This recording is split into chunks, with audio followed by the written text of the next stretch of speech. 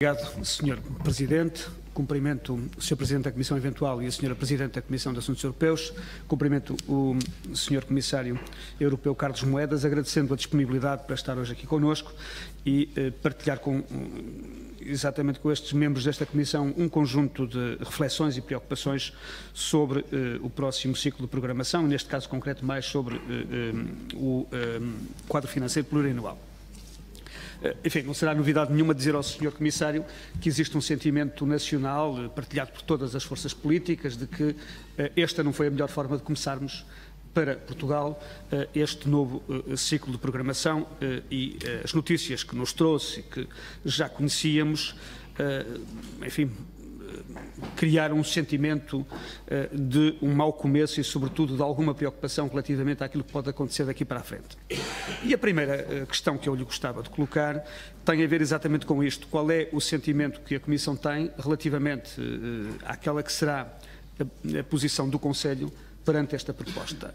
Já nos disse que há aqui uma preocupação, houve uma preocupação na construção deste quadro financeiro plurianual de, enfim, criar um consenso o mais alargado possível e num contexto muito difícil que referiu do ponto de vista das circunstâncias em que ele ocorre, mas também das expectativas dos vários países membros da União. E, portanto, a primeira questão é perceber, de uma forma se calhar até um bocadinho mais crua, se as perspectivas vão melhorar ou podem ainda piorar e em que medida. Uma segunda questão tem a ver com algumas das matérias que referiu. O caso da política de coesão para nós é relativamente preocupante.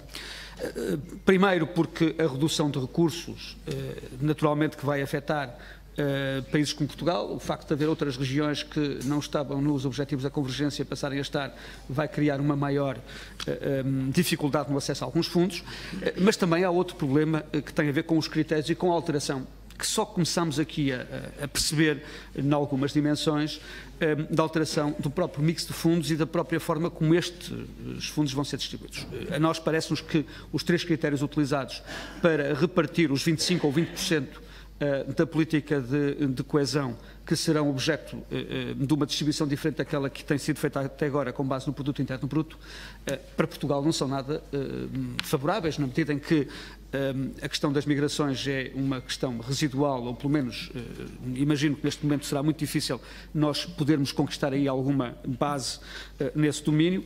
A questão do desemprego, enfim, tem algum impacto, mas com certeza que há situações muito mais críticas e a posição será muito difícil. A questão das alterações climáticas, ainda não percebemos muito bem de que forma é que um critério como as alterações climáticas vai entrar na repartição. Mas há outras preocupações adicionais e permita-me ir um pouco mais longe, porque, fruto das nossas audições, nós começamos a sentir. Por exemplo, a questão dos instrumentos financeiros. Grande parte do atual quadro tem tem um peso muito grande no apoio às empresas.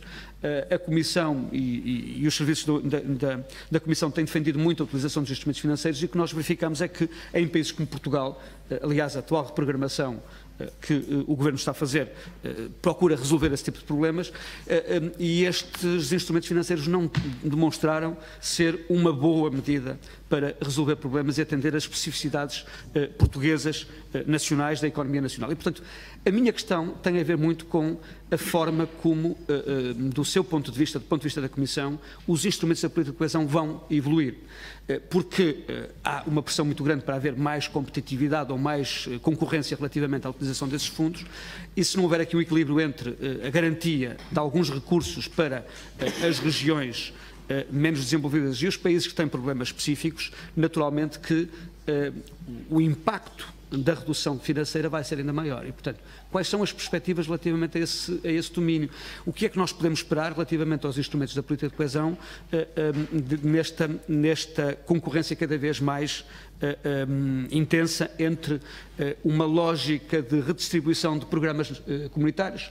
Eu não sei e gostaria de que nos elucidasse sobre essa matéria, se a arquitetura e a natureza dos instrumentos vai mudar radicalmente, se nós vamos caminhar cada vez mais para instrumentos europeus sujeitos a regras mais concorrenciais, de que forma é que as regiões menos competitivas podem ser beneficiadas ou prejudicadas nesse domínio. E para nós há uma questão também muito importante que tem a ver com a forma como os critérios, por exemplo, no Portugal 2020 ou na Europa 2020, foram aplicados. Bruxelas, a Comissão definiu objetivos nacionais e ignorou completamente os objetivos regionais.